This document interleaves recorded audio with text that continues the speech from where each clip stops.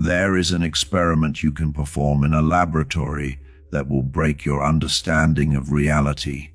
Take two particles, electrons or photons, entangle them through a specific quantum interaction, then separate them. Move one particle to Tokyo, move the other to New York. The distance between them is roughly 11,000 kilometers. Light takes 37 milliseconds to cross this distance. Nothing can travel faster than light according to Einstein's special relativity. This is fundamental. The cosmic speed limit, the maximum rate at which information can propagate through space. Now measure a property of the particle in Tokyo, the spin orientation. The moment you complete the measurement, something impossible happens. The particle in New York instantly knows what happened in Tokyo, not after 37 milliseconds, not after any delay whatsoever. Instantly, simultaneously, the correlation between the two measurements is perfect, stronger than any classical explanation can account for, and this correlation persists regardless of distance.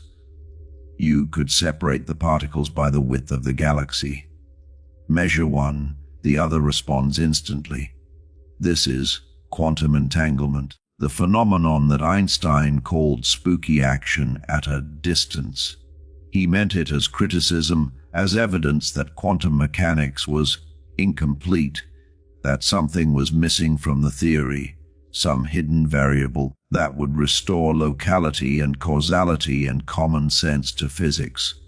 Einstein spent the last decades of his life trying to prove that quantum mechanics could not be the final word on reality, that underneath the probabilistic quantum description, there must be a deeper deterministic theory, where particles have definite properties and nothing travels faster than light.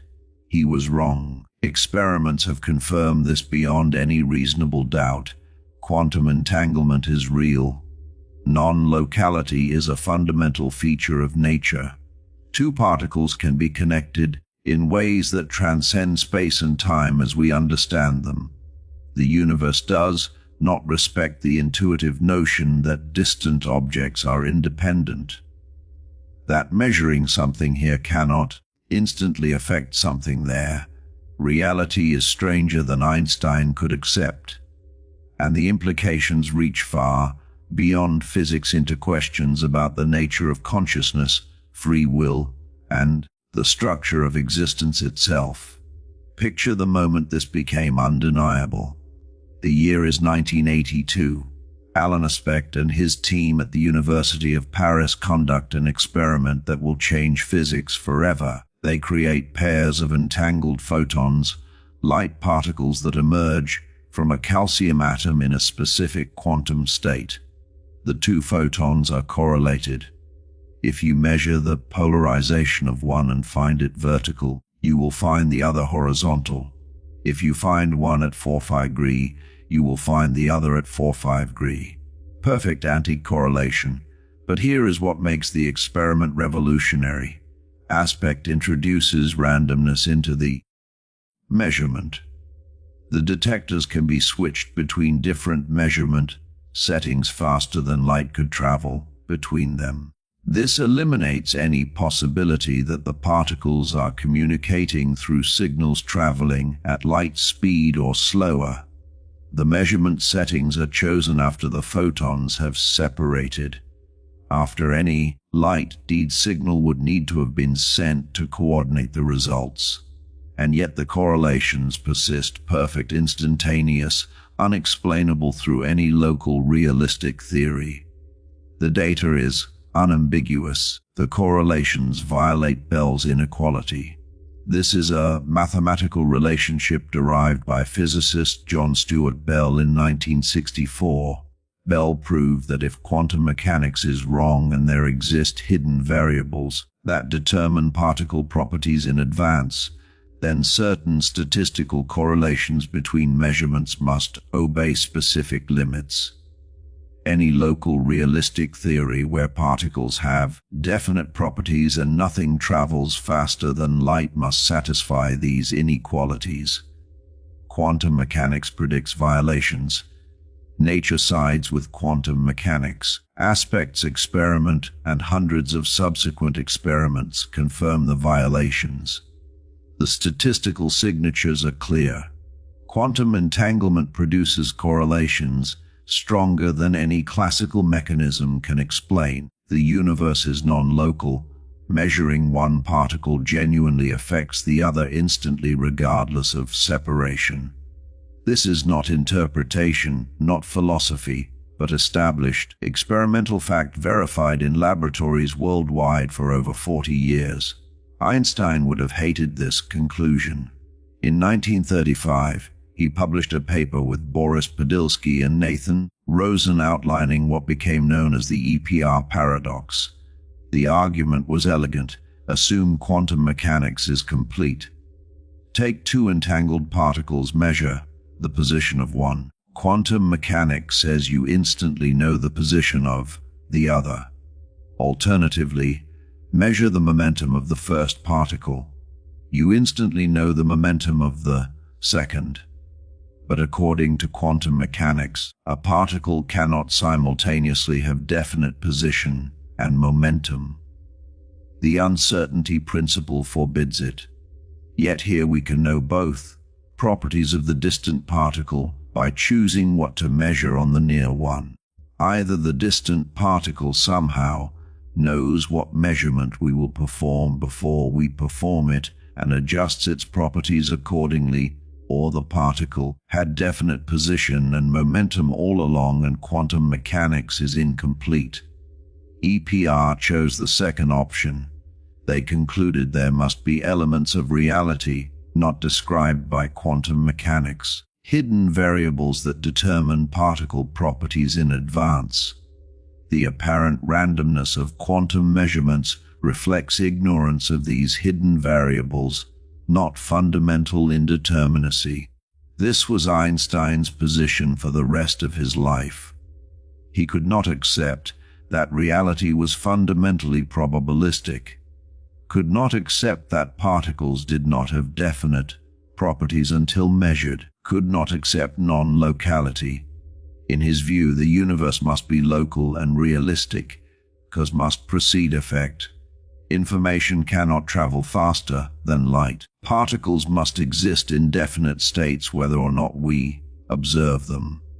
Quantum mechanics might be a useful calculational tool, but it could not be the complete description of physical reality. Niels Bohr and the Copenhagen interpretation disagreed. In their view, quantum mechanics is complete.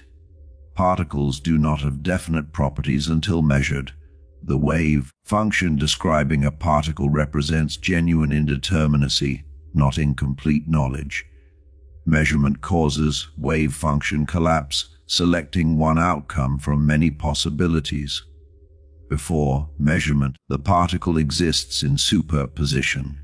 Multiple contradictory states simultaneously real. Only through observation does reality crystallize into a single definite outcome. This interpretation troubled Einstein deeply. It implied that reality depends on observation, that the moon might not exist when nobody is looking at it, that consciousness or measurement apparatus plays a fundamental role in determining what exists. This seemed absurd. Surely the universe existed before humans evolved to observe it. Surely galaxies and stars had definite properties before any measuring device was constructed. The Copenhagen interpretation appeared to elevate observers to cosmic significance, to suggest that reality is somehow created through observation rather than existing independently. But the EPR paradox did not refute Copenhagen. It simply highlighted the tension between quantum mechanics and classical intuitions. For decades, the debate remained philosophical. No experiment could definitively distinguish between Copenhagen's non-local quantum mechanics and Einstein's hope for local hidden variable theory. Both approaches made the same predictions for available experiments. The question seemed destined to remain metaphysical rather than scientific. Then in 1964, John Stuart Bell changed everything. He proved that local hidden variable theories make different statistical predictions than quantum mechanics for certain entangled particle measurements. The difference is subtle. It emerges only when measuring correlations at different angles, but it is real and experimentally testable. Bell derived inequalities that any local realistic theory must satisfy. Quantum mechanics violates these inequalities. Nature would have to choose sides. The mathematics is intricate, but the logic is clear. Consider two entangled particles measured at different detector settings. In a local hidden variable theory, the particles carry instructions determining their measurement outcomes. These instructions were determined when the particles were created. They do not change based on what measurement is performed. The distant particle's outcome depends only on the instructions it carries and the detector setting it encounters, not on what happens to the other particle. Under these assumptions, the statistical correlations between measurements are constrained. Bell derived the specific mathematical form of these constraints. For certain combinations of measurement angles, the correlations cannot exceed specific values. This is not approximate. It is an exact mathematical theorem. Any theory where particles have predetermined properties and signals cannot exceed light speed must satisfy these bounds. Quantum mechanics violates the bounds. For maximally entangled particles measured at optimal angles, quantum predictions exceed Bell's limits. The difference is small but measurable. Roughly 40% stronger correlation than classical physics allows. This violation indicates either non-locality or the abandonment of realism. Either information somehow travels faster than light or particles do not have definite properties before measurement. Local realism is incompatible with quantum mechanics. Aspects 1982. Experiment tested this prediction. The results confirmed quantum mechanics. Bell's inequality was violated by exactly the amount quantum theory predicted. Subsequent experiments have refined and extended these tests. Entangled photons separated by Coulomb entangled atoms, entangled superconducting circuits. Every system tested shows the same result. Quantum correlations exceed classical limits. Nature violates Bell's inequality. Local realism is ruled out. What does this mean?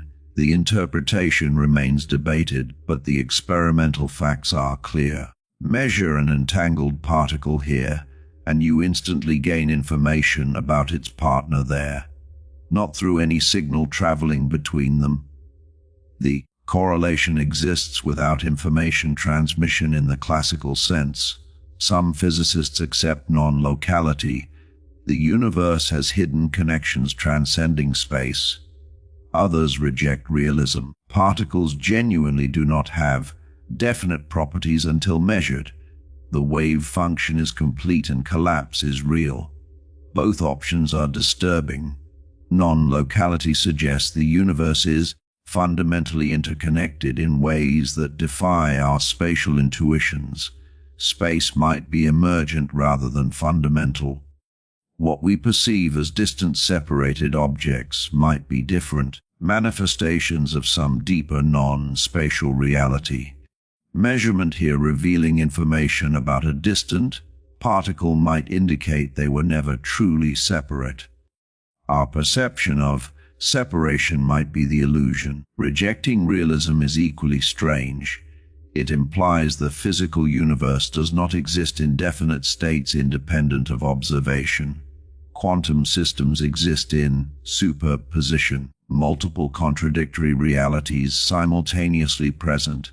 Only through measurement does one reality become actual. This elevates measurement to cosmic significance. Before any observer existed, did the universe exist in eternal superposition?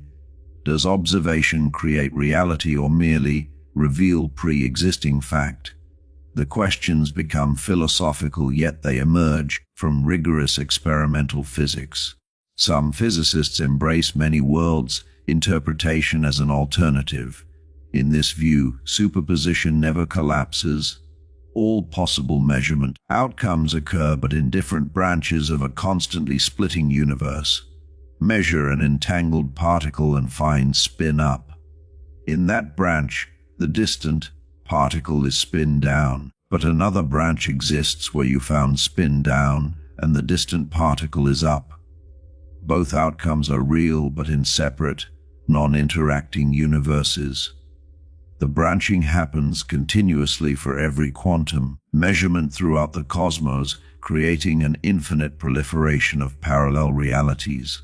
This interpretation preserves determinism and avoids true randomness.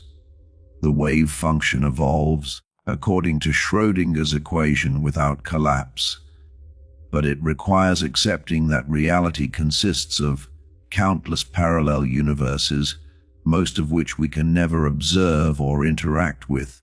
Every quantum event splits the universe. The you reading this sentence has already split into trillions of slightly different versions, experiencing different photon absorption patterns in your retina. These versions are equally real but forever separated. The interpretation trades collapse for infinite proliferation. Other interpretations exist. De Broglie-Bohm pilot wave theory maintains determinism and realism by introducing actual particle positions guided by quantum wave functions. But the guidance is non-local. The wave function instantaneously influences particle motion everywhere. Objective collapse theories suggest wave function collapse is a physical process triggered by gravity or other mechanisms when systems exceed certain size thresholds. Quantum Bayesianism treats wave functions as representing knowledge states rather than physical reality. Each interpretation has adherents and technical advantages, but regardless of interpretation, the experimental facts stand. Quantum entanglement is real. Non-local correlations exist. Bell's inequality is violated. Einstein's objections to quantum mechanics have been answered by nature itself. The universe does not conform to local realism. Whatever the ultimate explanation, it requires abandoning deeply held intuitions about the independence of distant objects or the definiteness of physical properties, or both. The practical applications are already emerging. Quantum cryptography uses entanglement to create unbreakable encryption. Any attempt to intercept the quantum key disturbs the entangled state, revealing the eavesdropper's presence. Quantum teleportation uses entanglement to transfer quantum states between particles without the state ever traveling through the intervening space. The original particle's quantum information appears at the destination while the original is destroyed. Not faster than light communication, because classical information must also be sent, but genuine transfer of quantum states across space through entanglement. Quantum computers exploit entanglement to perform certain calculations exponentially faster than classical computers. Qs in superposition can represent multiple values simultaneously. Entanglement allows qubits to share quantum information in ways impossible for classical bits. The interference between quantum states enables algorithms that solve specific problems with unprecedented efficiency, factoring large numbers, searching databases, simulating quantum systems, all become tractable through quantum entanglement. These technologies are not science fiction. Quantum cryptography networks operate commercially.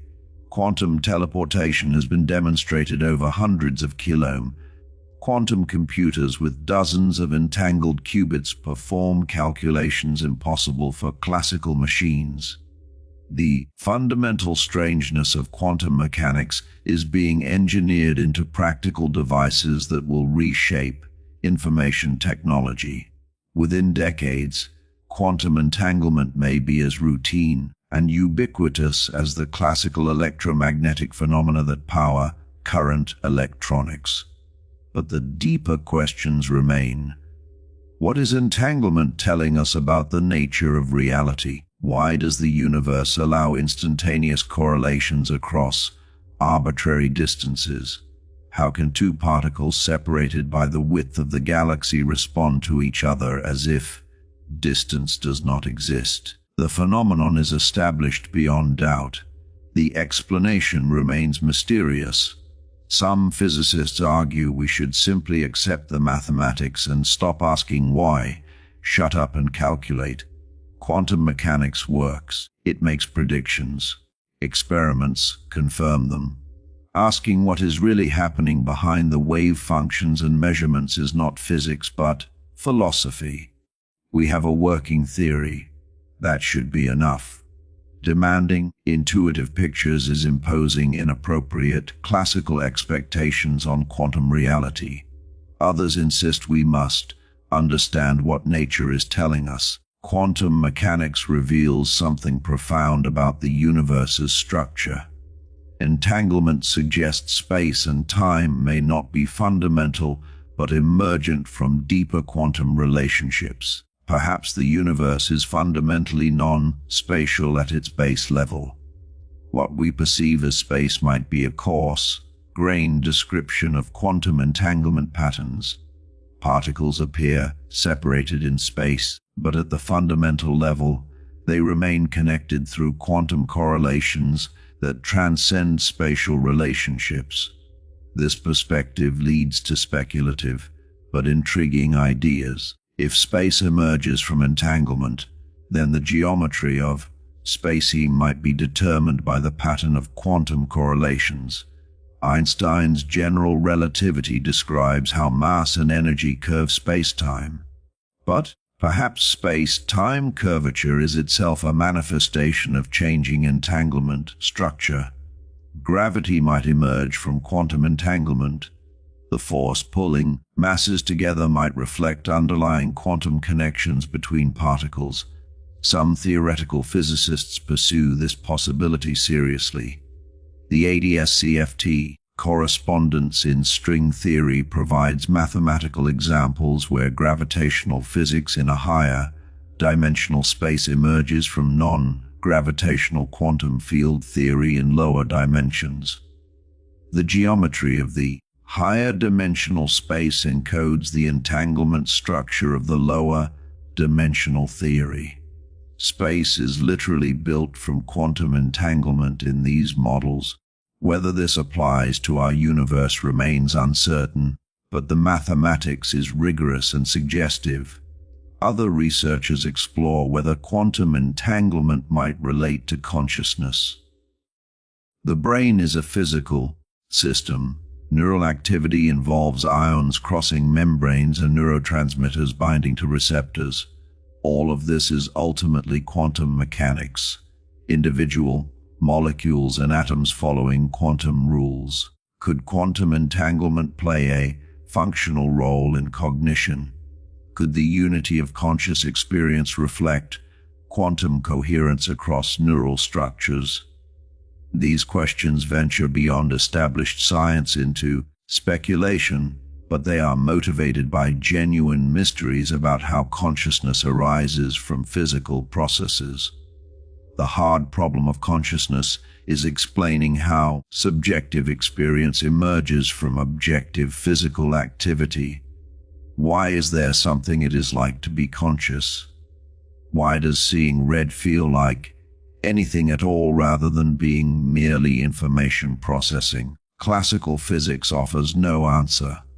Neural signals can be described completely in terms of electrical potentials and molecular concentrations. Nothing in these descriptions explains why they should be accompanied by subjective experience. The explanatory gap between physical description and phenomenal experience appears unbridgeable within classical frameworks. Some argue quantum mechanics might provide resources for addressing this problem. Entanglement creates genuine physical connections transcending classical description. Measurement involves observer and observed in ways classical physics does not. Perhaps consciousness requires quantum processes. Perhaps the unified field of awareness reflects quantum coherence binding distributed neural activity. Perhaps quantum measurement and collapse involve consciousness in some fundamental way. The Copenhagen interpretation's emphasis on measurement and observers hints at such possibilities, but most neuroscientists and physicists are skeptical. The brain is warm and wet. Quantum coherence is fragile. Thermal fluctuations destroy superposition and entanglement almost instantly at biological temperatures. Decoherence times for molecular scale systems at body temperature are measured in femtoseconds trillionths of a second. Neural processes operate on millisecond time scales thousands of times slower. How could quantum effects persist long enough to influence cognition when the environment constantly destroys quantum coherence? Proponents respond with proposals involving specialized biological structures. Microtubules, protein cylinders that form the cytoskeleton of cells, including neurons. These structures might provide environments where quantum coherence persists longer than in bulk solution. Roger Penrose and Stuart Hameroff developed orchestrated objective reduction theory, proposing that quantum computations in microtubules generate consciousness. Superposition in tubulin proteins collapses through gravitational effects, creating conscious moments. The theory is specific and testable, but experimental evidence remains lacking. Most researchers favor classical explanations for consciousness. Neural networks, information, integration, feedback loops. These generate complex behavior and might account for subjective experience without invoking quantum mechanics. The brain's computational power arises from its network structure, not quantum effects. Consciousness might be what complex information processing feels like from the inside, an emergent property of classical neural activity. Quantum mechanics might be irrelevant to understanding mind and cognition. But the connection between quantum mechanics and consciousness refuses to die completely. The measurement problem remains unsolved. What constitutes a measurement? When does the wave function collapse? Classical measuring devices are built from quantum components. Where is the boundary between quantum and classical? If consciousness involves measurement and observation in some essential way, then understanding consciousness might require resolving quantum measurement theory. The questions intertwine, even if direct quantum effects in the brain are negligible. This brings us to an even more radical possibility. If quantum entanglement connects particles across arbitrary distances, if measurement and observation play fundamental roles in quantum mechanics, if consciousness might involve quantum processes, then perhaps there exist broader connections between consciousness and the quantum structure of reality. Perhaps the universe is not just mechanistic particles following deterministic or random laws. Perhaps consciousness is woven into the fabric of existence in ways we do not yet understand. Perhaps quantum entanglement hints at connections deeper than physics has yet discovered. These ideas venture beyond current science into speculation and metaphysics, but they emerge from attempting to understand what quantum mechanics reveals about reality. The universe demonstrably violates local realism. Objects separated by arbitrary distances show impossible correlations. The independence of distant systems is an illusion, or at least not fundamental. Reality is interconnected in ways that transcend space as we understand it. What other connections might exist that we have not yet detected? What other aspects of existence might be linked through mechanisms beyond current physical theories. Quantum entanglement proves that the universe is stranger than classical physics suggested. Einstein's reasonable assumptions about locality and realism do not hold. Nature operates according to rules that violate our deepest intuitions about cause and effect and the independence of distant objects. This one established fact opens the door to questions we are only beginning to formulate about the nature of space and time, about the relationship between mind and matter, about whether reality is fundamentally quantum or whether quantum mechanics itself emerges from something deeper. The experiments are clear.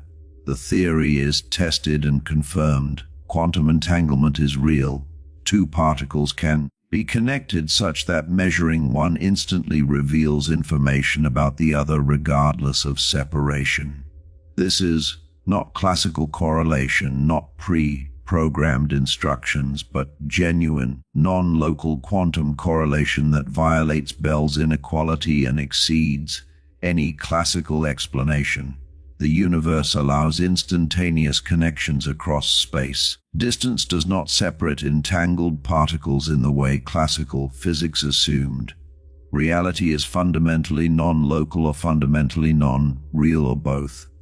Einstein spent his final decades resisting this conclusion, developing alternative theories, arguing quantum mechanics must be incomplete, insisting that God does not play dice with the universe, but experiments have spoken. Nature violates Bell's inequality. Quantum mechanics is vindicated. Einstein was wrong about the fundamental nature of reality. The universe is stranger than he could accept, more deeply interconnected, more resistant to classical description, more mysterious in its ultimate structure. This is what we face when we probe nature at its most fundamental level, not the comfortable clockwork universe where every effect has a local cause and distant objects are truly independent, but a quantum universe where particles, separated by billions of kilometers, remain instantaneously connected, where measurement here affects outcomes. They're without any signal traveling between them, where the fabric of reality contains threads linking all things in ways that transcend space and time as we perceive them. And if this is true for particles, what else might be connected in ways we do not yet understand? This is the question that drives the next part of our exploration. If quantum mechanics allows non-local connections between particles, could similar connections exist between minds, between conscious experiences? Could the apparent separateness of individual consciousnesses be as illusory as the apparent separateness of entangled particles? Could quantum mechanics provide the bridge between the physics of particles and the reality of subjective experience?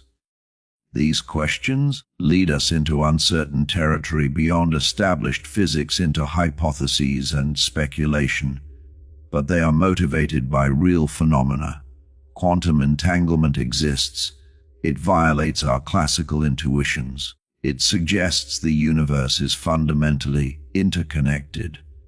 Understanding what this means requires exploring not just physics, but the relationship between physical reality and conscious experience, between the quantum world and the world of minds, between the non-local correlations of entangled particles and the unity of conscious awareness. This is where we turn next to the strange relationship between quantum mechanics and consciousness, to proposals that measurement requires observers in some fundamental sense, to the possibility that understanding reality fully requires understanding not just particles and forces, but awareness and experience, to the intersection of physics and philosophy where the hardest questions about existence await. The universe is non-local. Quantum entanglement proves it. What that ultimately means for reality and for us as conscious beings observing that reality remains to be discovered. There is an experiment that will convince you reality does not exist until you observe it. Take a single photon, a quantum of light, send it toward a barrier with two slits. Classical physics predicts the photon passes through one slit or the other, like firing a bullet at a wall with two openings. The bullet goes through one opening. You can determine which one by placing detectors at each slit. Simple, intuitive. Wrong when you perform this experiment without measuring which slit the photon passes through. You do not get the pattern you expect. You do not see photons arriving as if they passed through one slit or the other. Instead, you see an interference pattern, alternating bright and dark bands on the detection screen. This pattern can only arise if the photon somehow passes through both slits simultaneously, if it interferes with itself, if it exists as a wave spread across space, rather than a particle localized at a single point. But here is what breaks reality. Place detectors at the slits to determine which path the photon takes. The interference pattern disappears, instantly, completely. Now the photon behaves like a classical particle, passing through one slit or the other, never both. The act of measurement changes the outcome, not through any mechanical disturbance. The detector can be arbitrarily gentle. It can absorb negligible energy from the photon. Yet, the mere fact of measurement transforms the photon's behavior from wave-like to particle-like, from passing through both slits to passing through one. This is the observer effect, the measurement problem, the deepest mystery in quantum mechanics. Observation does not merely reveal pre-existing reality. It participates in creating that reality. Before measurement, the photon exists in superposition, both paths simultaneously. The wave function describes this superposition mathematically. When measurement occurs, the wave function collapses. Superposition ends. One outcome becomes actual. The others cease to exist. Or perhaps they occur in parallel universes. Or perhaps measurement reveals hidden variables we cannot access. The interpretations differ, but the experimental fact remains. Observation changes reality. Picture what this means. You are standing in a dark room, completely dark, no light sources. Your eyes cannot detect anything. According to quantum mechanics, the atoms in the walls exist in superposition. Their electrons occupy multiple energy levels simultaneously. Their positions are fundamentally uncertain. The room's physical properties are indeterminate. Now you turn on a light. Photons scatter from the walls into your eyes. You observe the room. The wave functions collapse. The atoms snap into definite states. Their electrons occupy specific energy levels. Their positions become determined within measurement precision. You have not merely illuminated a pre-existing room. You have forced the room into definite existence through observation. This seems absurd. The room obviously exists whether or not you observe it. The walls were there in the dark. Their atoms occupied definite positions. The building did not wink in and out of existence as you turn the lights on and off. Common sense rebels against the notion that observation creates reality. Yet quantum mechanics and countless experiments insist that at the fundamental level, physical systems do not possess definite properties until measured. Superposition is real. Wave function collapse is real. Measurement transforms possibility into actuality. Niels Bohr and the Copenhagen interpretation embraced this conclusion fully. In their view, quantum mechanics is complete. The wave function provides the maximum possible knowledge about physical systems. There are no hidden variables determining outcomes in advance. Particles genuinely do not have definite positions or momenta or spins before measurement. They exist as potentiality, as superposition, as wave functions describing probability distributions over possible outcomes. Measurement selects one outcome from many possibilities. Which outcome occurs is fundamentally random, irreducibly probabilistic. The universe contains genuine chance at its foundations. But this raises an immediate question. What constitutes measurement? When does wave function collapse occur? Does it require a conscious observer, or will any physical interaction suffice? Can an unconscious detector collapse wave functions? What about a rock, a molecule? Where is the boundary between quantum superposition and classical definiteness? Bohr avoided answering definitively. He insisted on a division between quantum systems and classical measuring apparatus. The apparatus must be described classically to provide meaningful measurement results, but measuring devices are built from quantum components, atoms and electrons obeying quantum mechanics. Where exactly does the quantum classical transition occur? Bohr maintained this was a pragmatic rather than fundamental division. We choose to describe measuring devices classically because that is how we experience them. The choice is contextual, not absolute. This answer satisfied some physicists but troubled others. It seems to place consciousness, or at least macroscopic observation, in a privileged position. Eugene Wigner took this implication seriously. He argued that wave function collapse requires consciousness. Only a conscious observer can transform potentiality into actuality. Physical interactions alone cannot collapse wave functions because the combined system of quantum object plus physical detector simply evolves into entangled superposition. Both detector states exist simultaneously until a conscious observer examines the detector. Consciousness stands outside the quantum mechanical system. It is the only thing capable of genuine wave function collapse.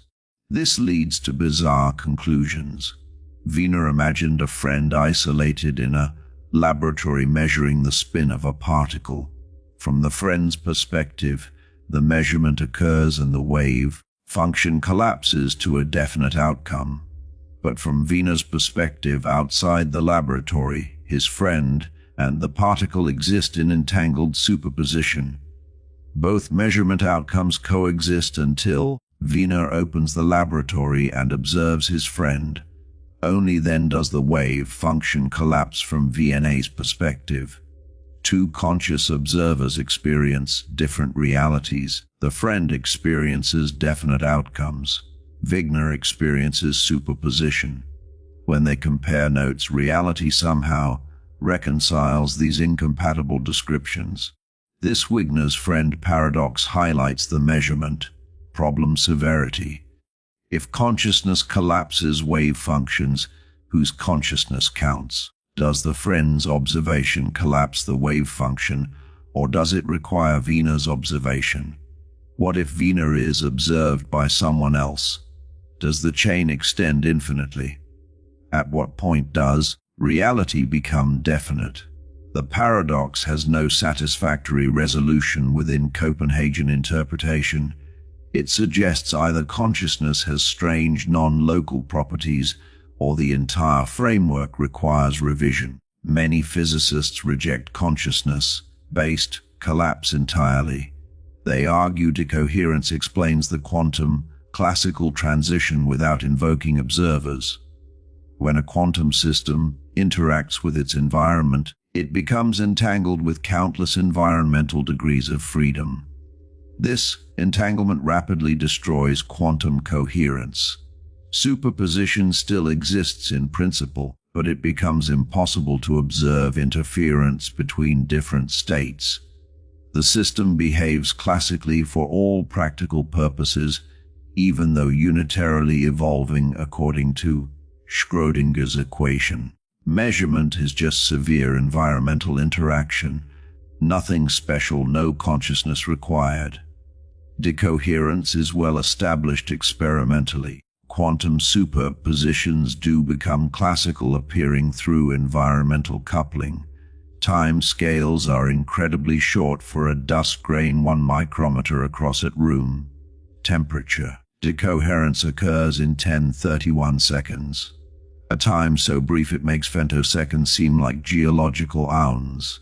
This explains why we never see macroscopic superpositions, why cats are never both alive and dead, why chairs and tables and buildings exist in definite states.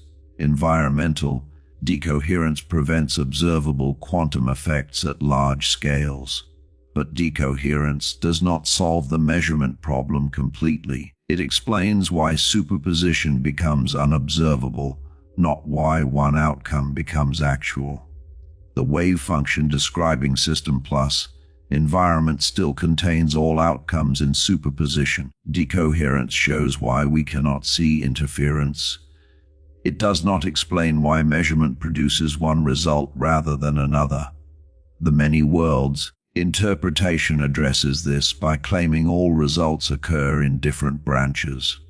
But most interpretations still require wave function collapse, something that selects one outcome, and what performs that selection remains mysterious. Consider Schrödinger's famous cat, a thought experiment designed to ridicule the Copenhagen interpretation. A cat is placed in a sealed box with a quantum device, a radioactive atom with 50% probability of decaying within 1 hour. If the atom decays, it triggers a mechanism that breaks a vial of poison, killing the cat. After 1 hour, according to quantum mechanics, the atom exists in superposition of decayed and undead states. This entangles with the device, which entangles with the poison vial, which entangles with the cat. The entire system enters superposition. The cat is simultaneously alive and dead. Both states coexist until someone opens the box and observes the cat. Only then does the wave function collapse, selecting one outcome.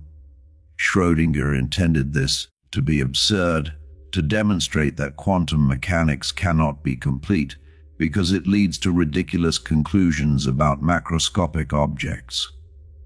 Cats are never both alive and dead. Opening the box reveals what already happened, not determines what happens.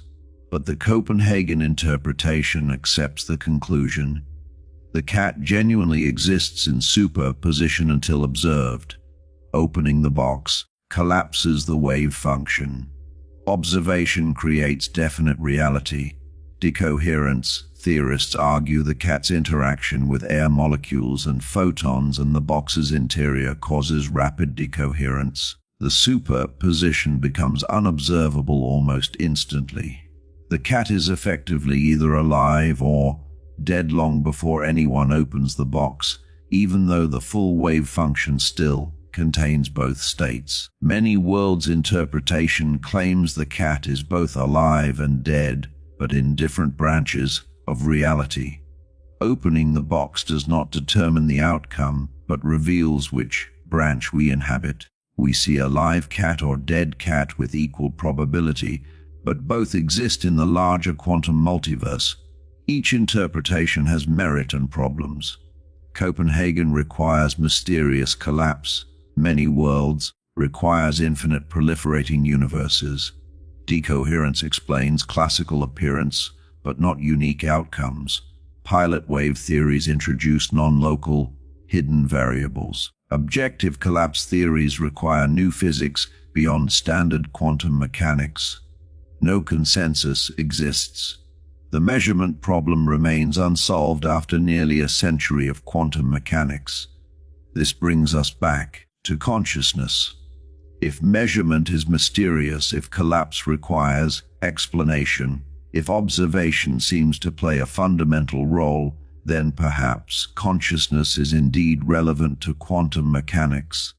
Not necessarily that consciousness causes collapse, but that understanding consciousness might require understanding quantum measurement.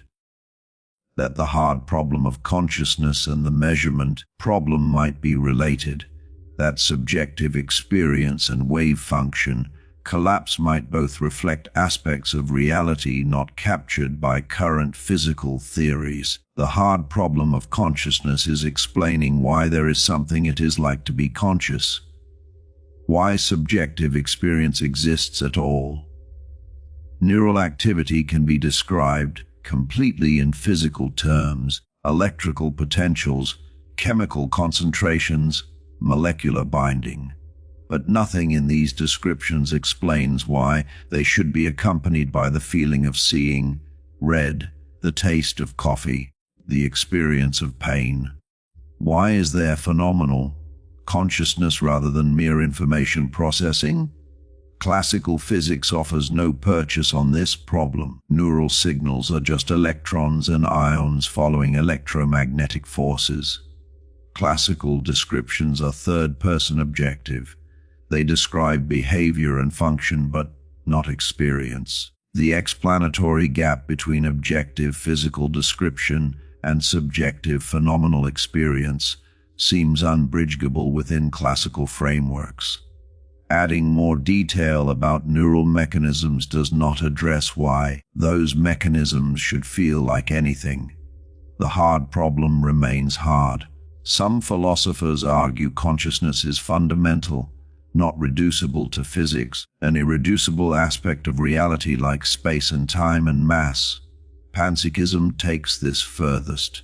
It proposes that consciousness or proto-consciousness exists everywhere. Every particle has some minimal subjective aspect. Complex consciousness in humans arises by combining these fundamental conscious elements. The combination problem asks how micro-experiences combine into unified macro-experience. But at least panpsychism acknowledges consciousness as a fundamental feature of reality rather than an inexplicable emergent property. Quantum mechanics might provide resources for such theories. If observation plays a fundamental role in quantum mechanics, if measurement requires something beyond mere physical interaction, then perhaps consciousness is that something. Perhaps the wave function represents reality from the objective third-person view and consciousness represents reality from the subjective first-person view. Two aspects of the same underlying reality. Measurement is where these aspects meet, where the objective potentiality of the wave function crystallizes into subjective actuality of experience. This is speculative, very speculative. Most physicists and neuroscientists reject any essential connection between quantum mechanics and consciousness, but some researchers pursue it seriously. Roger Penrose and Stuart Hameroff developed orchestrated objective reduction theory. This proposes that consciousness involves quantum computations in microtubules inside neurons. Microtubules are protein structures forming the cytoskeleton, hollow tubes made of tubulent proteins. These proteins can exist in different conformational states. Penrose and Hameroff propose these states can enter quantum superposition. The theory suggests tubulent proteins across many neurons become entangled, forming quantum coherent states. These states perform quantum computations integrating information across the brain. When the superposition reaches a threshold related to quantum gravity effects, objective reduction occurs. The wave function collapses not through measurement, but through gravitational self-energy exceeding a certain level. This collapse moment is suggested to be a conscious event, a moment of awareness. The theory proposes consciousness arises from orchestrated quantum collapses in neural microtubules. The proposal is specific enough to be testable. It requires quantum coherence in microtubules at biological temperatures. Most physicists are skeptical. The brain is warm and wet. Thermal noise should destroy quantum coherence almost instantly. Decoherence times for molecular structures at body temperature are typically femtoc. Neural processes operate on millisecond time scales. How could quantum coherence persist 1,000,000 times longer than expected? Hamarov argues microtubules provide a protected environment. The hollow interior might shield quantum states from environmental decoherence. Ordered water in the tube might participate in coherence. Some experimental evidence suggests quantum effects in microtubules at room temperature might last longer than naive estimates predict. But the results remain controversial and replication has been inconsistent. More fundamentally, even if quantum coherence exists in microtubules, why would this generate consciousness? Quantum computation might provide functional advantages, faster information processing, more efficient neural communication, but computational efficiency does not explain subjective experience. A quantum computer performs calculations, but presumably does not experience anything. Why would quantum processes in neurons be different? The hard problem persists even if the brain exploits quantum mechanics. Penrose suggests quantum gravity effects might be relevant. Standard quantum mechanics is probabilistic but deterministic at the wave function level. Schrodinger's equation evolves wave functions predictably. Only measurement introduces randomness through collapse. Penrose proposes that gravity causes objective reduction. When a superposition involves sufficient mass-energy difference between states, space-time itself becomes superposed. This is unstable. Space-time cannot simultaneously have different geometries. The instability causes spontaneous collapse, selecting one geometry. This occurs without measurement. It is objective rather than observer-induced. If conscious moments correspond to these objective collapses, then consciousness involves quantum gravity. The feeling of making a decision might correlate with quantum superposition in neural microtubules, collapsing through gravitational effects. Free will might reflect genuine quantum randomness in collapse outcomes. Subjective experience might be what objective reduction feels like from the inside. The theory connects consciousness to fundamental physics in a specific way, but it requires extending quantum mechanics with gravitational collapse mechanisms not yet observed or theoretically validated. Most neuroscientists favor classical explanations. The brain is a neural network. Complex patterns of electrical and chemical activity generate consciousness. Information integration across distributed neural populations creates unified subjective experience. Global workspace theory proposes consciousness arises when information becomes globally available to multiple brain systems simultaneously. Integrated information theory quantifies consciousness as the amount of integrated information a system generates. These theories explain many features of consciousness without invoking quantum mechanics. But they still face the hard problem. Why does information integration feel like anything? Why is there subjective experience of the integrated information rather than mere unconscious processing? Classical theories describe the functional properties of consciousness. Which information is accessible, how different processes communicate, what systems must be active for reportable awareness. These are important questions, but they do not address phenomenal experience itself. The redness of red, the painfulness of pain, the unified field of awareness binding all experience into singular subjectivity. Perhaps consciousness requires quantum mechanics not because brains exploit quantum effects for computation, but because consciousness itself is quantum mechanical in nature. Because subjective experience is the inner aspect of quantum states. Because the first-person perspective is not reducible to third-person physical description within classical physics, but might be described within quantum mechanics. This would not mean brains need quantum coherence.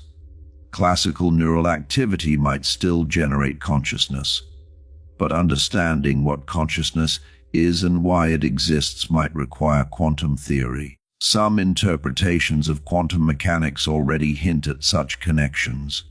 The von Neumann interpretation explicitly places consciousness outside quantum mechanics. Consciousness collapses wave functions. It is the measurement apparatus that cannot itself be measured. This seems to give consciousness fundamental status. It is not reducible to physics because it is the thing that makes definite physical reality possible through observation. But this creates more problems than it solves. How does consciousness collapse wave functions? Through what mechanism does every conscious being collapse wave functions independently? What about animal consciousness? Insect consciousness? Does an ant collapse wave functions? Where does consciousness begin in evolutionary history? Did the universe exist in eternal superposition before conscious observers evolved? These questions have no clear answers. Other approaches try to make consciousness and physics fit together more naturally. Integrated information theory proposes that consciousness is identical to integrated information. This is a mathematical quantity measurable in principle for any system. Human brains generate high integrated information. Simple systems generate little.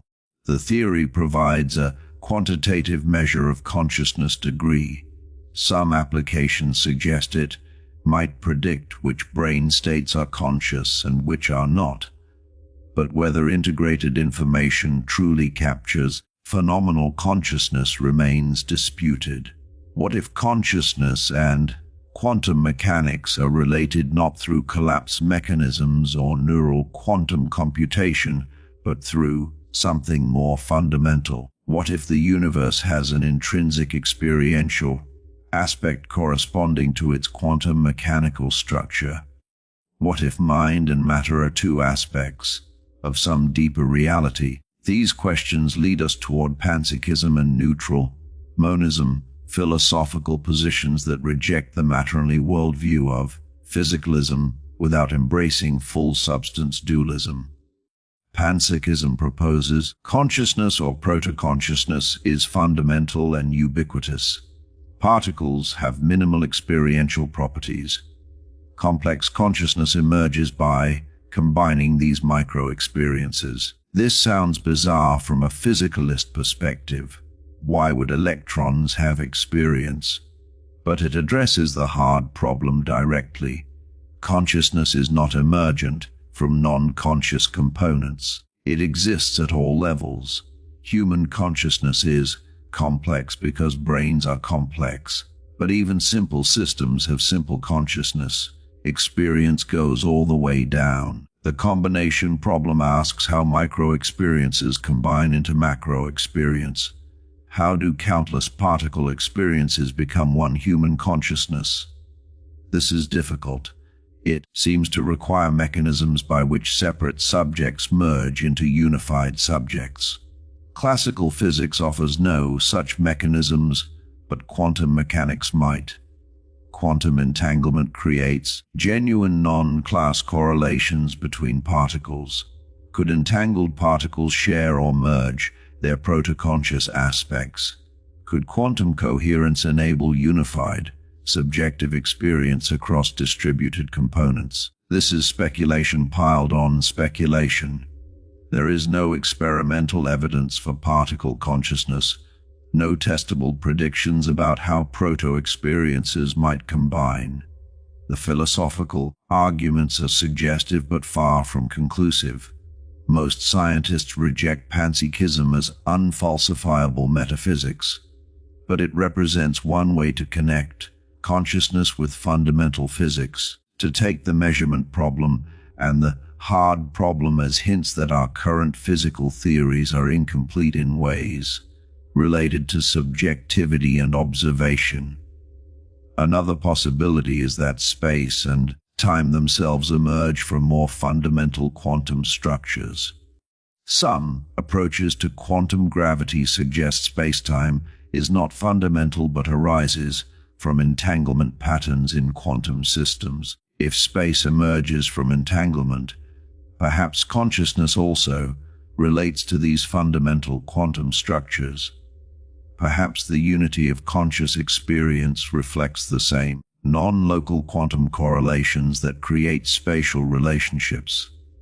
This would not mean consciousness is quantum mechanical in the sense of requiring coherence or superposition, but that consciousness and space both emerge from deeper quantum substrate. These ideas venture far beyond established science. They are motivated by genuine mysteries. Why does measurement seem to require observers? Why does consciousness exist at all? Why can we not explain subjective experience through objective physical description? Standard approaches treat these as separate problems. Measurement is just physics. Consciousness is just neuroscience. But perhaps they are related. Perhaps solving one requires progress on the other. Perhaps the universe is telling us through quantum mechanics that observers are not incidental but essential to reality.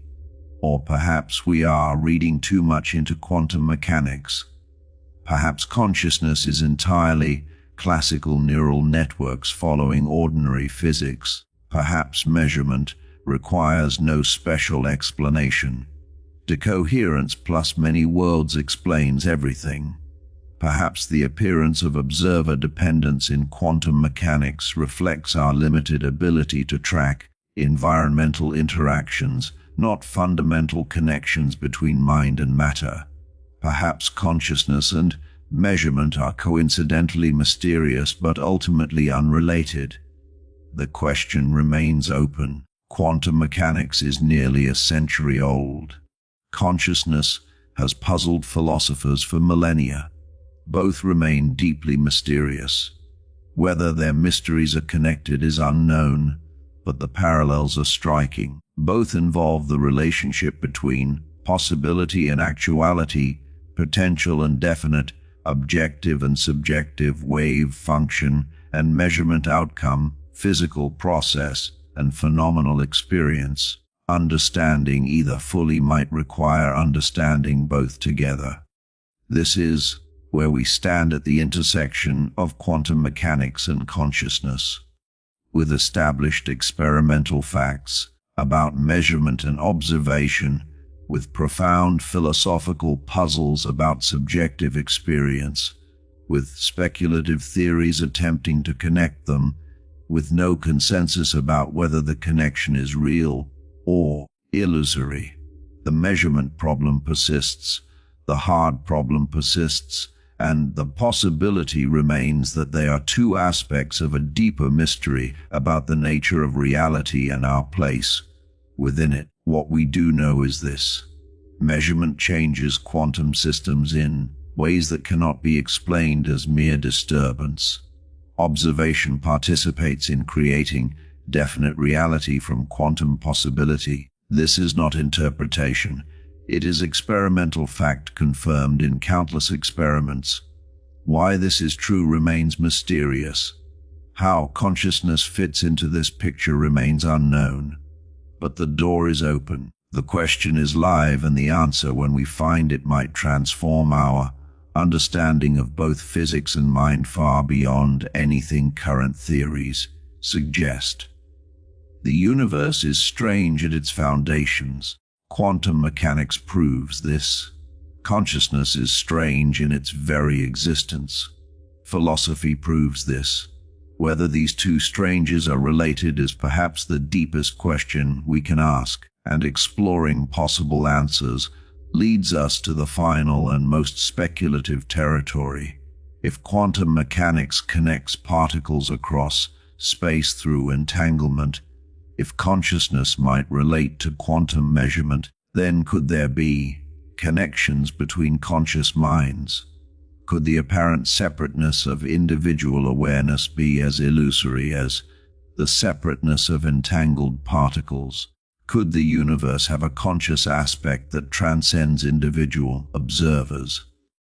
These questions push beyond science into metaphysics, but they emerge naturally from taking quantum mechanics and consciousness seriously, from asking what the universe is really like, from refusing to accept that the deepest mysteries will remain forever mysterious. This is where we turn next to universal consciousness, to cosmic awareness, to the possibility that mind and matter and quantum reality form some integrated whole we are only beginning to glimpse. There is a possibility that will change how you understand your place in the cosmos. Every thought you have ever experienced, every sensation, every moment of awareness in your entire life, these might not be isolated events occurring inside a biological brain fundamentally separate from the rest of reality.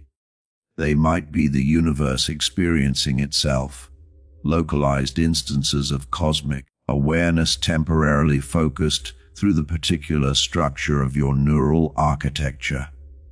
You might not be a separate consciousness observing the universe from outside. You might be the universe observing itself from within. This sounds like mysticism, like vague, spiritual philosophy disconnected from rigorous science, but it emerges from taking seriously what quantum mechanics and consciousness research might be telling us. If quantum entanglement connects particles across arbitrary distances in ways that transcend spatial separation, if consciousness involves something beyond classical neural computation, if observation plays a fundamental role in quantum mechanics, then perhaps the apparent separateness of individual minds is as illusory as the apparent separateness of entangled particles. Perhaps consciousness is not generated by brains, but focused through them. Perhaps awareness is a fundamental feature of reality itself. Picture the most radical version of this idea. The universe is not fundamentally composed of unconscious matter that accidentally generated consciousness through biological evolution. Instead, consciousness or proto-consciousness exists at the most basic level of reality. Every particle, every quantum field, every geometric point in space, each possesses some minimal subjective aspect, some infinite decimal degree of what it is like to be that thing. Human consciousness arises when billions of these Mycans elements combine into the complex integrated system we call a brain. But the consciousness was already there at the foundation. We did not create it, we organized it. This is panpsychism, one of the oldest philosophical positions about the nature of mind and matter, historically dismissed by science as untestable mysticism, but recently experiencing renewed interest from philosophers and some physicists.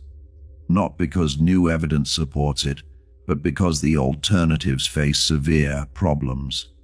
Materialism cannot explain consciousness, cannot bridge the explanatory gap from objective neural activity to subjective experience. Dualism creates impossible interaction problems. How does immaterial mind affect material brain? Panpsychism offers a third option. Mind and matter are not separate substances. Consciousness is intrinsic to matter itself at all scales. The immediate objection is obvious. Electrons are not conscious. Rocks do not have experiences. Tables and chairs do not feel anything. This seems self-evidently true. How could panpsychism possibly be correct when the vast majority of matter shows no signs of consciousness whatsoever? The answer pansy give is that consciousness comes in degrees. Electrons might have infinite decimally simple proto-conscious states, not thoughts or feelings or perceptions, but some minimal subjective aspect, some primitive intrinsic nature beyond their objective physical properties. Rocks have slightly more complex consciousness reflecting their atomic structure, but nothing remotely like human awareness. Only highly organized systems like brains generate the complex integrated consciousness we recognize. But this raises the combination problem. How do microconscious particles combine into macroconscious subjects? When two electrons are near each other, do their proto-experiences merge? When a billion neurons fire in coordinated patterns, how do a billion separate conscious subjects become one unified human consciousness? This seems impossible. Consciousness appears unified. You experience one stream of awareness, not billions of separate micro-experiences happening simultaneously. How does combination work? Panpsychists have various answers. Some propose that combination is fundamental. Micro-experiences naturally merge when physical systems become integrated. The subjective aspect follows the physical structure. When particles become entangled or systems become interconnected, their consciousness combines correspondingly. Others suggest consciousness was never truly separate. Individual particles appear distinct in our classical description. But at the quantum level, separation is illusory. Entanglement and quantum correlations mean particles are already unified. Their consciousness reflects this underlying unity. This connects to quantum mechanics in intriguing ways. Classical physics treats particles as fundamentally separate. Interactions between them are local.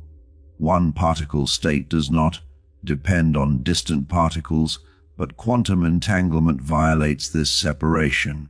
Entangled particles form a single quantum system. Measuring one instantly affects the other regardless of distance. The particles are not truly separate even when spatially distant. They remain components of one unified quantum state. Could consciousness work similarly?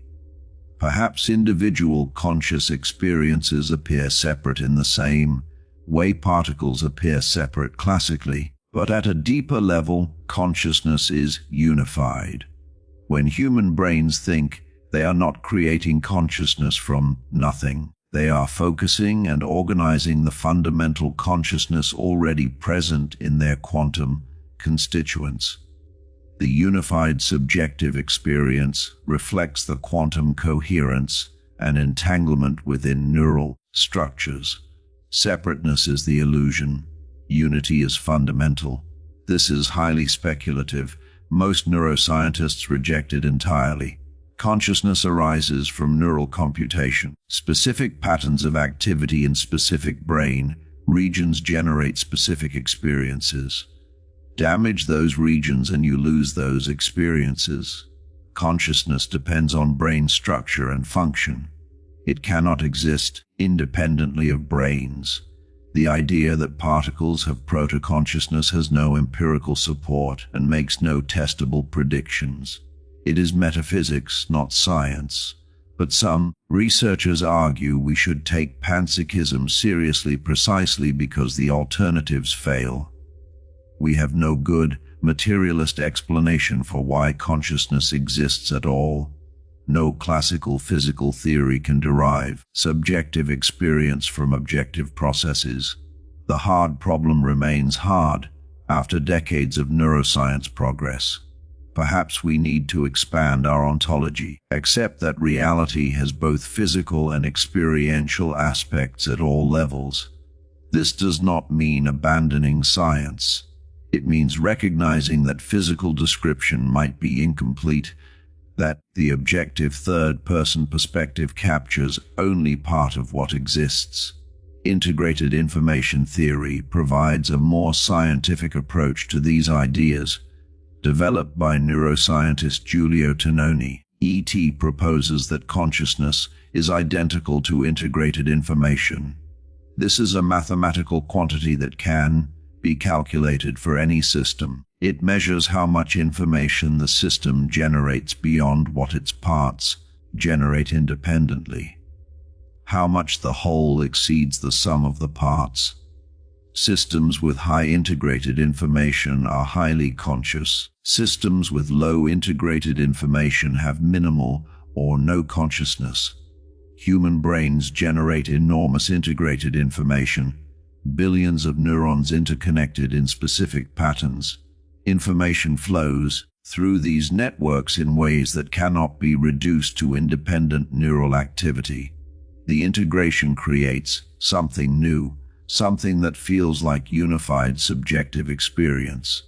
According to EOT, this integrated information is consciousness, not a separate entity caused by neural activity, but identical to the information integration itself. Consciousness is what high integrated information is from the inside. ET makes specific predictions. It suggests that certain brain states should be conscious while others are not, based on their information integration level.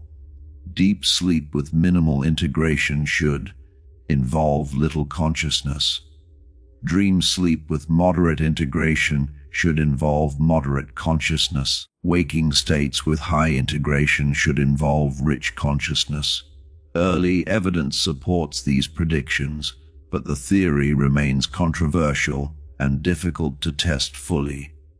More radically, EOT implies consciousness exists wherever integrated information exists, not just in brains. Any system that integrates information possesses some degree of consciousness proportional to its integration measure. A thermostat has minimal integrated information and thus minimal consciousness. A computer might have more. A brain has vastly more. But consciousness is not special to biology. It is a feature of certain types of information processing regardless of substrate. This sounds like panpsychism, but with mathematics. EOT provides a quantitative measure rather than vague, philosophical claims about proto-consciousness. You can calculate integrated information in principle. You can determine which systems should be conscious and how conscious they should be. The theory is falsifiable. If brain states predicted to be conscious are reported as unconscious or vice versa, the theory fails. This is genuine science, not mere metaphysics, but it faces serious challenges. The integrated information calculation is computationally intractable for large systems. You cannot actually calculate it for a human brain with current or foreseeable technology. The theory relies on axioms about consciousness that might be questioned, and it leads to strange conclusions.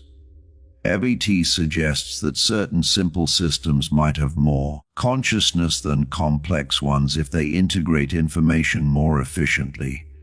A specially designed grid of interconnected elements might be more conscious than a human brain. This seems wrong but follows from the mathematics. Nevertheless, EOT represents an attempt to take consciousness seriously as a fundamental feature of reality while remaining scientific. It provides a bridge between purely materialist neuroscience and panpsychist philosophy. Whether the bridge is solid or illusory remains debated, but the effort matters. We need frameworks that acknowledge consciousness while remaining empirically grounded. Now consider the most extreme extension of these ideas. If consciousness is fundamental and ubiquitous, if quantum entanglement connects all matter, if information integration generates awareness, then perhaps the universe as a whole possesses consciousness. Not because some cosmic entity created consciousness, but because the universe is the ultimate integrated information system. All matter and energy interconnected through quantum fields and gravitational interactions. Everything affecting everything else in ways we are only beginning to understand. The cosmos might be the most conscious thing that exists, and individual human consciousness might be localized instances of cosmic awareness. This is where science gives way entirely to speculation. There is no evidence for universal consciousness, No testable predictions, no mathematical framework that would distinguish conscious universe from unconscious one. But the idea is ancient, found in many mystical and philosophical traditions. Advaita Vedanta in Hinduism, certain interpretations of Buddhism, Western philosophers like Spinoza and Hegel. The notion that ultimate reality is consciousness itself, that separation between self and universe is illusion, that enlightenment involves recognizing one's true identity as cosmic awareness, temporarily focused through individual form. Modern physics adds interesting dimensions to these old ideas. Quantum entanglement suggests reality is fundamentally non-local and interconnected. Particles across the universe remain correlated through their shared quantum origins. Everything that exists emerged from the Big Bang. Everything was once compressed into an infinite decimal region. Everything was once quite literally the same thing. The expansion of space has separated matter into apparently distinct objects. But at the quantum level, correlations persist.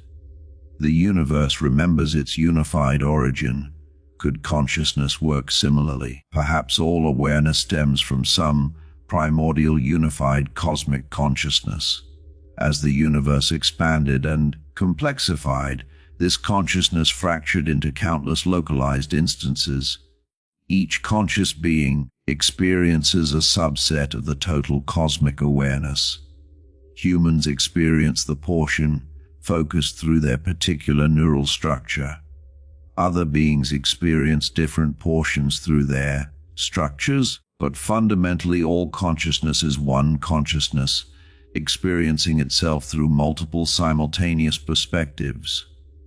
This would explain the deep sense many people report during certain experiences that the boundary between self and universe is not fundamental. Meditation, psychedelic states, mystical experiences. These often involve feelings of unity with everything, of dissolving into cosmic wholeness, of recognizing that the self is not truly separate, but part of some larger consciousness. Perhaps these experiences reflect genuine insight, not delusion, but seeing through the illusion of separation to the underlying unity. But there are obvious problems with this interpretation. These experiences might be neurological artifacts, changes in brain activity that create false sense of unity without reflecting actual metaphysical truth. The brain constructs the sense of separate self through specific neural processes. Disrupt those processes and the self-boundary dissolves. This does not mean the boundary was illusory, just that the brain stopped maintaining it. Mystical experiences might tell us about brain function, not cosmic consciousness. Moreover, universal consciousness faces the same combination problem as panpsychism, but worse. How do billions of human consciousnesses all be one cosmic consciousness? When you think a thought, does the universe think it? When someone suffers, does the cosmos suffer? If all consciousness is one, why does it appear so thoroughly fragmented? Why do individual humans have completely separate experiences with no access to each other's subjective states? The appearance of separation is so complete and consistent that positing underlying unity seems like wishful thinking rather than serious hypothesis. Defenders might respond that apparent separation is precisely what we should expect if the universe explores itself through multiple perspectives. To fully experience reality, cosmic consciousness must fragment into countless viewpoints. Each viewpoint experiences from one location and perspective. This provides the universe information about itself that unified consciousness could not obtain. You are the universe's way of experiencing what it is like to be a human in the early 21st century on Earth. Your unique perspective contributes to the cosmic totality. Other beings contribute other perspectives. Together, all perspectives constitute the universe's complete self-knowledge. This is beautiful philosophy, but impossible to test. No experiment could distinguish universal consciousness from no consciousness. The universe behaves the same either way. Physical laws describe matter and energy interactions regardless of whether those interactions have experiential aspects. Science requires testable predictions. Universal consciousness makes none. It is metaphysics, interesting, perhaps comforting to some, but not science. Most scientists reject cosmic consciousness entirely. The universe is matter and energy following physical laws. Consciousness is a byproduct of evolution in biological systems. It arose because brains that modeled their environment and generated subjective experience had survival advantages. There is no cosmic consciousness, no universal awareness, just localized pockets of awareness arising from complex information processing in nervous systems scattered across an otherwise unconscious cosmos. This is the standard scientific view, and it faces no serious challenge from empirical evidence. Yet the question persists: why does consciousness exist at all? Why is there subjective experience? Why is there something it is like to be rather than mere unconscious information processing? These questions have no answers within standard scientific frameworks. Perhaps they have no answers at all. Perhaps they are confused, questions arising from category errors or linguistic confusion. But perhaps they point to genuine gaps in our understanding, to aspects of reality not captured by current physical theories, to the possibility that mind is as fundamental as matter and requires its own set of principles distinct from physics. If we take this possibility seriously, if we accept that consciousness might be fundamental, then cosmic consciousness becomes less absurd, not proven, not likely even, but at least conceptually coherent. If consciousness exists at all levels from particles to people, then why not at the cosmic scale? If integration generates consciousness, then the universe is the ultimate integrated system, all matter and energy causally connected through fields and forces operating across space and time. The amount of integrated information in the cosmos dwarfs any individual brain by incomprehensible margins. Perhaps cosmic consciousness is not just possible but inevitable given panpsychist assumptions. But we must be honest about what we are doing here. We are speculating far beyond established science. We are combining the genuine mystery of consciousness with the genuine mystery of quantum mechanics and arriving at grandiose conclusions that feel profound but lack empirical grounding. This is philosophy, not physics, metaphysics, not science. It might be true the universe might be conscious. You might be a temporary localization of cosmic awareness, but we have no way to know. No experiment to run, no prediction to test. What we can say is this: quantum mechanics reveals that reality is deeply strange, non-local, observer-dependent, in ways classical physics never suggested. Consciousness exists and we cannot explain it through conventional physical description. These two facts might be related, might share some common explanation involving aspects of reality not yet captured by our theories, or they might be unrelated, mysteries that happen to both be mysterious. We do not know, cannot know with current understanding. The proper scientific attitude is to remain open while demanding evidence.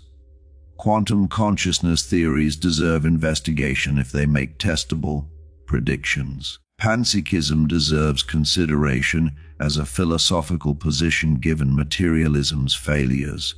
Integrated information theory deserves empirical testing against neural data, but universal consciousness remains speculation. Interesting, perhaps even profound, but not established, not proven, not scientific in the strict sense. Still, the questions matter. Even if we cannot answer them now, asking them pushes us to think more deeply about reality, to question assumptions, to explore conceptual possibilities. Science progresses not just through experiment, but through creative theoretical speculation that later generations might vindicate or refute. Perhaps future physics will incorporate consciousness as fundamental. Perhaps neuroscience will explain consciousness entirely through classical mechanisms. Perhaps quantum mechanics and consciousness are utterly unrelated. We stand at the boundary of knowledge, peering into the unknown. Here is what we have learned across these three explorations. Quantum entanglement is real.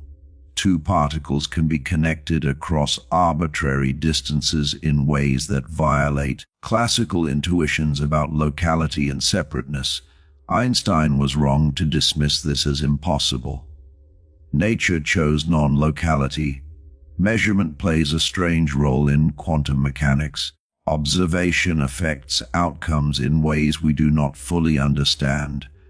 Whether consciousness is involved remains debated, but the possibility cannot be dismissed without better understanding of what measurement actually is, and consciousness itself remains mysterious. We cannot explain why subjective experience exists through conventional physical theories.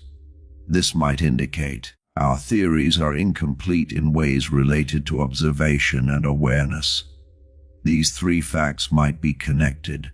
Quantum non-locality might tell us something about consciousness. The measurement problem might require incorporating observers into fundamental physics. Consciousness might be woven into reality at deep levels, or these might be separate mysteries that seem related because we are confused, because we are asking wrong questions or misunderstanding what the phenomena actually mean. Humility is warranted. The universe has surprised us before. It will surprise us again. But one thing is certain.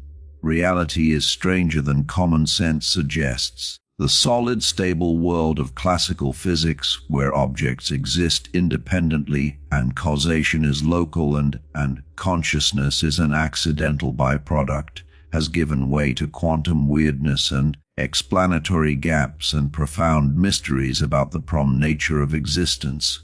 We live in a universe where particles are connected across billions of light years, where observation might participate in creating reality, where consciousness arises from matter yet cannot be reduced to it.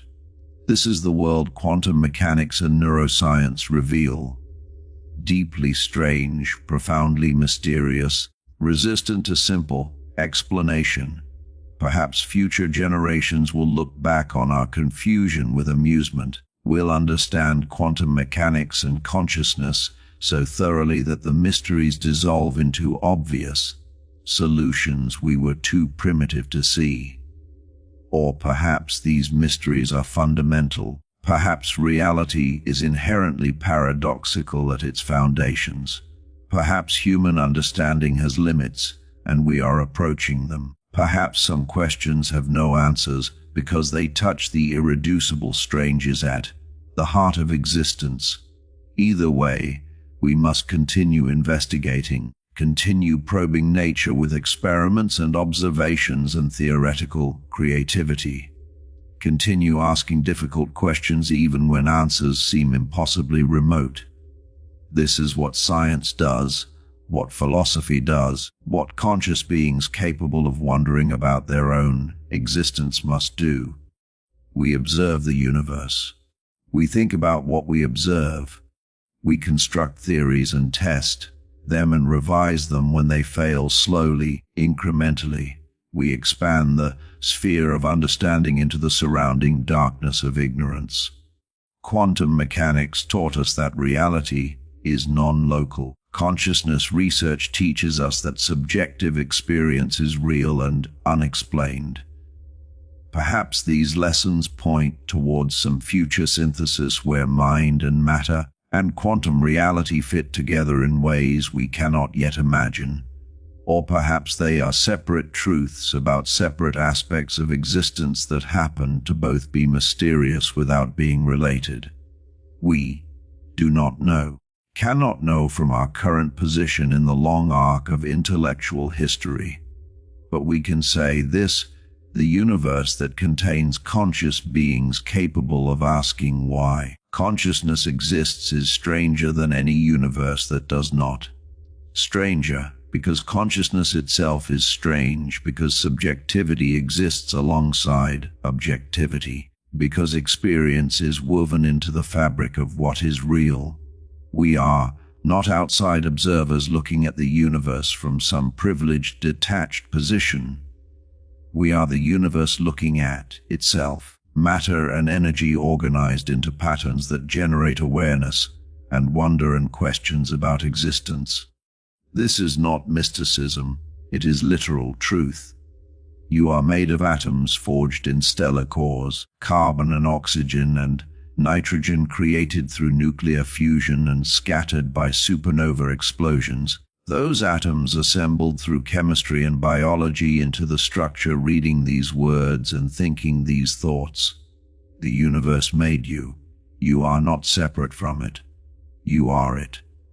A localized pattern of cosmic matter temporarily maintaining organization against entropy's constant pressure toward disorder.